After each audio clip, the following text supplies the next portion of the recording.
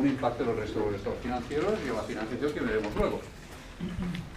El activo, como ven, en el activo tenemos otras cosas, vemos ahí, pero después entraremos en cómo analizamos la diferencia que alguien puede añadir activo corriente y no corriente. Lo que sí me interesa aquí es que me habla de la naturaleza de los activos, que puede ser funcional o no funcional. Yo os he dicho, uno de los aspectos que nos va a interesar mucho es qué rentabilidad le saca a su inversión la empresa, es decir, a su activo. Nos va a interesar muchísimo. Por tanto, hombre, que un activo sea extrafuncional significa, ¿qué significa que sea extrafuncional? Funcional versus extrafuncional es lo mismo que operacional, no operacional. Exacto, es decir, extrafuncional quiere decir que no es necesario para producir, para funcionar. Entonces, ¿es importante la distinción? Puede llegar a ser. Es decir, hombre, ¿por qué motivos una empresa invierte en activos extrafuncionales? Es decir, que no le son necesarios para funcionar. Esta es una buena pregunta. ¿Es malo? Estamos lo mismo de siempre. Las inversiones, a mí me tienen de explicar por qué invierten. Cuando me lo expliquen les diré si es bueno o es malo, me parece bien o me parece mal. Porque un activo extrafuncional es cierto que no sirve para funcionar. Pero a lo mejor tiene algún tipo de prevención cara al futuro que elimina riesgos, por ejemplo, o que tiene otras connotaciones. Imagínense una cosa muy sencillita. Imagínense que hemos comprado, esta empresa que decíamos, hemos comprado un terreno y necesitábamos para hacer la fábrica 5 hectáreas. ¿De acuerdo? Pero como estamos en un polígono industrial y está urbanizado, etcétera, hemos decidido comprar 10 hectáreas, porque el día de mañana, si queremos ampliar la fábrica, no tengamos de coger toda la fábrica, trasladarla a otro sitio con lo que cuesta esto, ¿no? Entonces, ¿qué vamos a hacer? En las primeras 5 hectáreas hacemos la fábrica y las otras 5 las dejamos ahí, que mientras tanto los trabajadores las utilicen como parking. Las primeras 5 hectáreas son funcionales, las necesitamos para funcionar. Las otras 5 no son funcionales, son extrafuncionales. ¿Está mal hecha la inversión? Igual no. Igual está muy bien, porque el día de mañana, con lo que hemos pagado aquel terreno, nos ahorramos un montón de costos de transferir toda la producción a otro sitio. Pero mientras tanto es una actividad o una inversión extrafuncional. Otra cosa que no tendría mucho sentido es una empresa que se dedica, pues no sé, a fabricar lo que sea, fabricar tornillos, que se dedicase a invertir inmuebles en Santiago. Y son dos actividades que no tienen que ver. Es decir, lo tradicional, lo razonable, digamos, invertir en inmuebles para sacarle rendimiento comprando y vendiendo inmuebles, me refiero, ¿no? Como una inmobiliaria, lo razonable que sería, pues que una empresa que se dedica a otra actividad, pues tenga otra razón social, otra gestión, otra orientación, etcétera, etcétera. Se ve la idea, ¿eh? Por lo tanto, el extra funcional importante en este sentido. Volviendo a lo de los activos y a esto de aquí, para terminar con una serie de matizaciones. Aquí yo les he puesto las formas, y he visto que algunos lo estaban utilizando. Bueno, primero hacía referencia a los 365 días. Normalmente utilizamos 365 o 360. Fíjense que aquí las conclusiones que hubiéramos sacado en los días, en lugar de 17,6 que hemos puesto 18, hubiéramos sacado 17,7. No hay mucha diferencia. Y nos hace el cálculo más fácil utilizar 360 por el hecho de que es divisible por 52, es divisible por 12, por trimestres, por todo.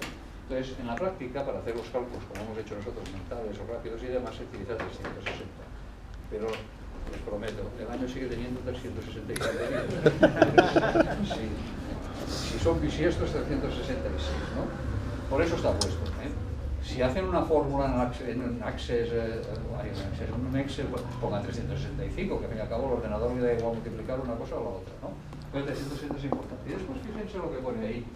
Dice plazo medio de cobro de clientes, ¿no? Clientes partido por ingresos. Yo les he dicho, pues para calcular el plazo medio dividan los días del año por la rotación. ¿No? Sí. Es lo que hemos estado haciendo, que eso nos acordamos todos. Esto aquí es igual. A 360 partido, ¿cómo calculamos la rotación? Ventas partido por la cifra de clientes.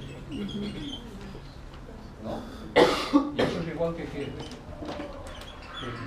partido por ventas por 360 o 365, que es la fórmula que tiene. Por lo tanto, oiga, si se maneja mejor con la fórmula, tranquilos, utilicen la fórmula. Si no, la rotación siempre es más rápido.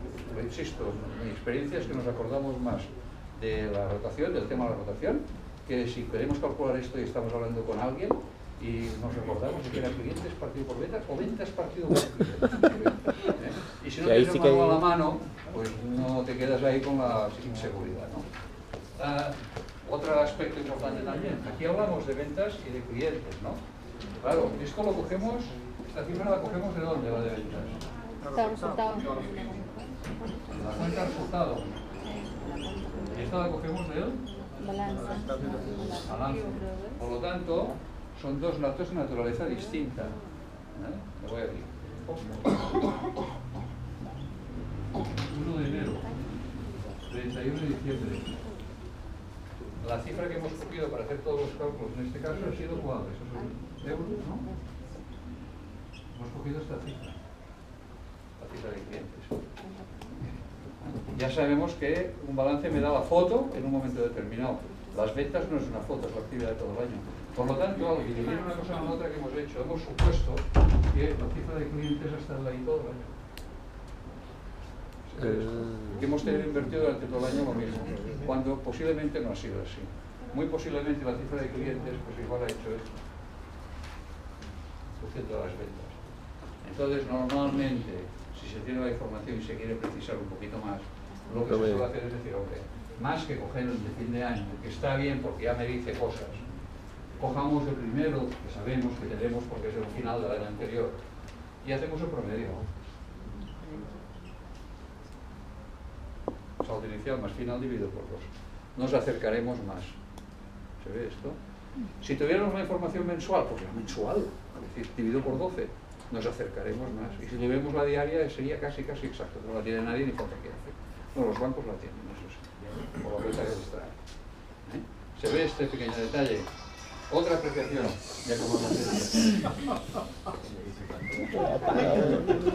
venga, la pregunta no es inocente.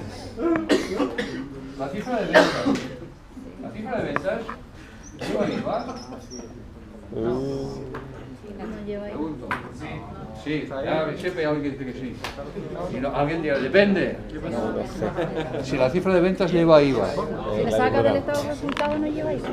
No, yo cuando veo las ventas de un balance, las ventas de la cuenta resulta de una empresa, ¿lleva IVA o no? No, porque... ¿Perdón? Bueno, ahora vamos por los clientes. Pero la cifra de ventas lleva IVA, no.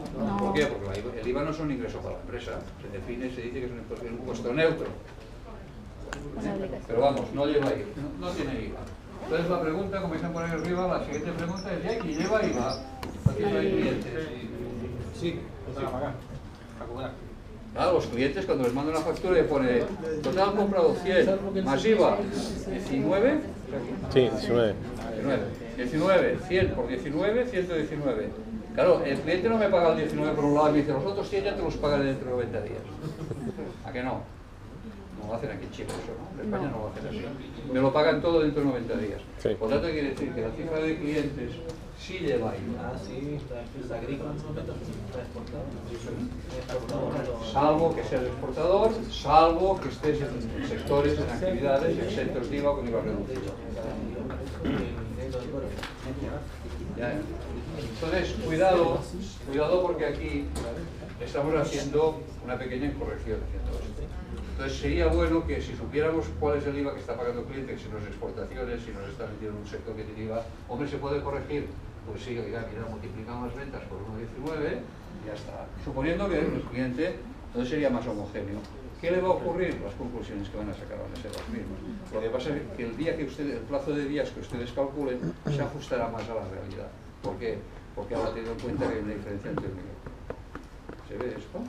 Por lo tanto es importante, no lo sé, depende de cada caso, pero son matices que a veces pueden explicarnos cosas o variaciones en los estados financieros de turno. Después, de nuevo, aquí ven, antes hacían la pregunta de decir sobre las compras o los consumos. ¿Qué diferencia hay sobre las compras y los consumos? Normalmente los proveedores me van a financiar a mí en función de lo que yo les compre, no de lo que consumo, yo les compré. ¿Por qué? Porque si yo compro un stock y lo tengo en una fábrica muerto de risa, el proveedor cobrará y el stock seguirá allí. Por lo tanto, yo me financiaré en función de lo que yo le compre. Y la rotación de stocks tiene que ver en función de los consumos de lo que yo haya consumido. ¿Se ve también? Es importante, depende de la variación de stocks.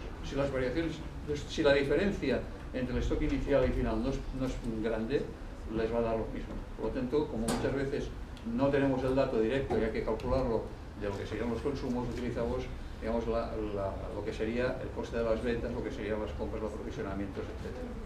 Pero sí es importante también tener en cuenta este marco. ¿Sí? Bueno, pues con eso hemos visto más o menos el activo en su composición y lo que nos interesaba, añadiendo.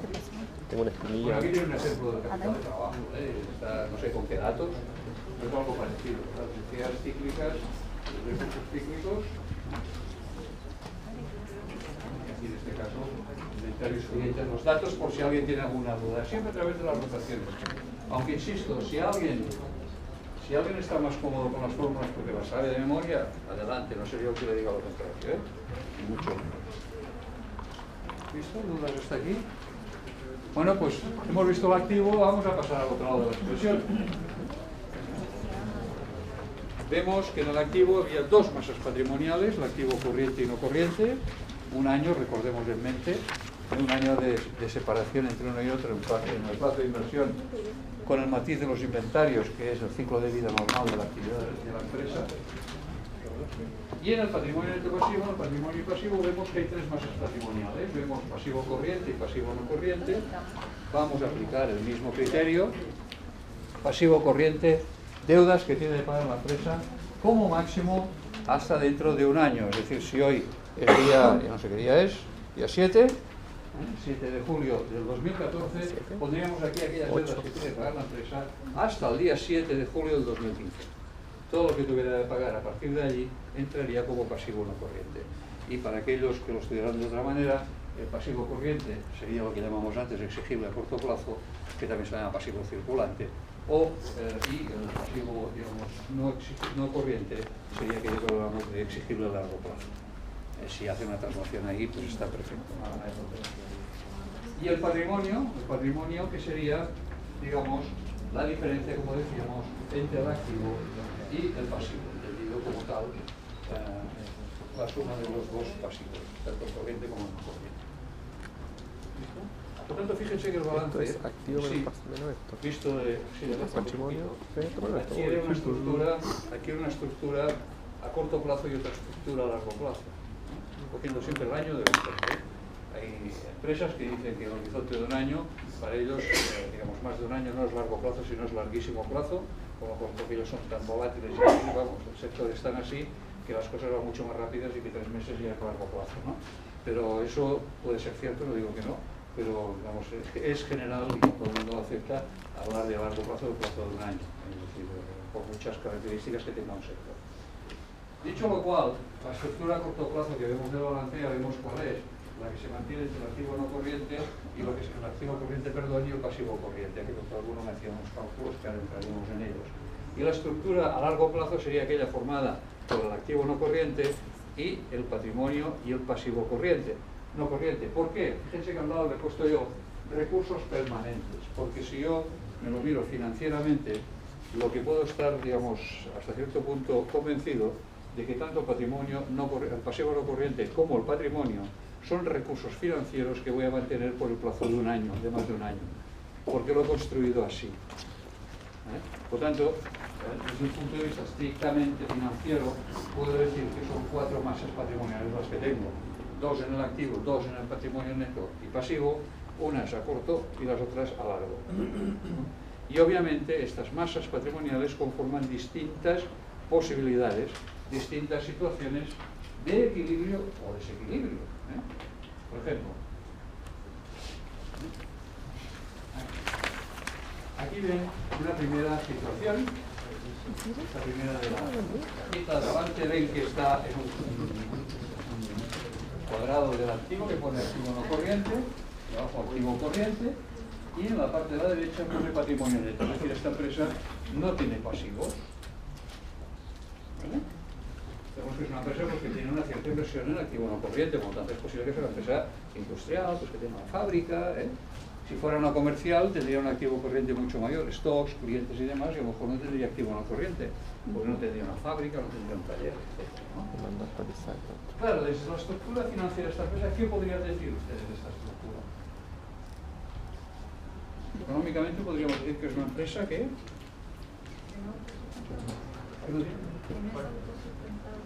no está autosustentada. Porque si es patrimonial, quiere Es decir, patrimonio. quiere decir que los socios tienen que poner dinero para que la empresa No, yo hablo pueda Financieramente podríamos decir que se financia en su totalidad, se autofinancia totalmente. Sí, ¿Vale? Económicamente, ¿qué podríamos decir? Pero ya le han puesto un dinero, ¿eh? sí, sí tiene. Hombre, para eso conoce que es una realidad. Económicamente, ¿qué podríamos decir? pierde el beneficio de la deuda. Pierde el beneficio de la deuda. Aquí no pierde nada. ¿No? ¿Qué podríamos decir aquí, que esta empresa aquí? Es cierto lo que dicen por aquí, que es una empresa que se autofinancia en su totalidad. Pero económicamente decimos una empresa que no tiene... Deudas. Tiene deudas. Tiene ninguna deuda esta empresa. ¿Vale? Hombre, sinónimo. Son dos maneras de decir, en este caso, una misma situación que sería esta. Una empresa que se autofinancia en su totalidad. Es un caso muy frecuente aquí en Chile. No. Hay muchos casos así de empresas en Chile.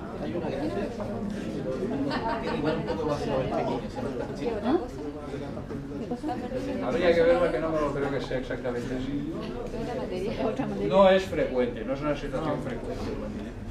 No es una situación frecuente. Piensa que se autofinancia al 100%, ¿no? No, por eso digo, si es cierto, como decía uno, sobre todas las empresas pasan una vez por aquí en su vida, que es cuando se constituye. Pues es verdad, cuando se constituye una empresa que tiene solo patrimonio, lo que aportan los socios, pero le dura poco, ¿eh? Enseguida tiene deudas con los notarios, y no sé qué y tal. Pero bueno, es una situación que se produce.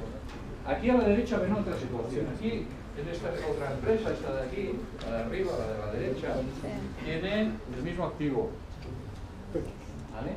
Pero el patrimonio y las deudas ya han cambiado. Ya han cambiado del todo. ¿Sí? Sí. ¿Qué les parece esta empresa? La situación de esta empresa? Deuda a largo, más Tiene de todo, deudas a largo, a corto, patrimonio. Y cuando tiré las rayas no lo pensé mucho. Está bien. Tiene sus obligaciones a corto plazo. Bastante bien. Saber lo que será normal. A ver, para aquellos que tengan más dudas, ¿qué pasa mirando esta de aquí, la de arriba a la derecha, con la de abajo a la izquierda?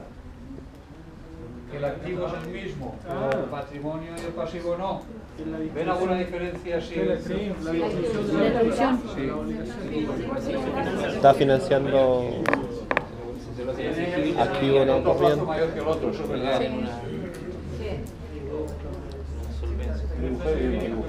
Tiene menos solvencia que el pasivo y la de pasivo. ¿Qué les parece esto? Está financiando, Mayor, Sebastián, ¿eh? activo. está financiando pasivo no corriente Con activo. con pasivos con deuda corriente. En esta no, En aquí está esta. financiando pasivos corrientes con activos no corrientes. En el caso de No, liquidarse, está no. pasivos corrientes le están financiando activos no corrientes.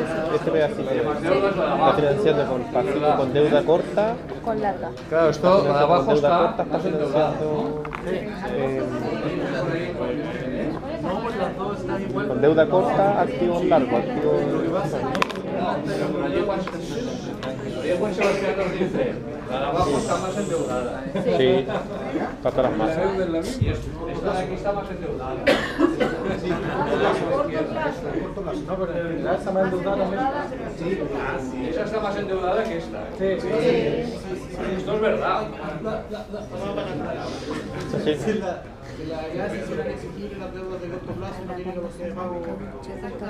Bueno. Pero esto quita lo que ha dicho él, que digamos está más endeudada.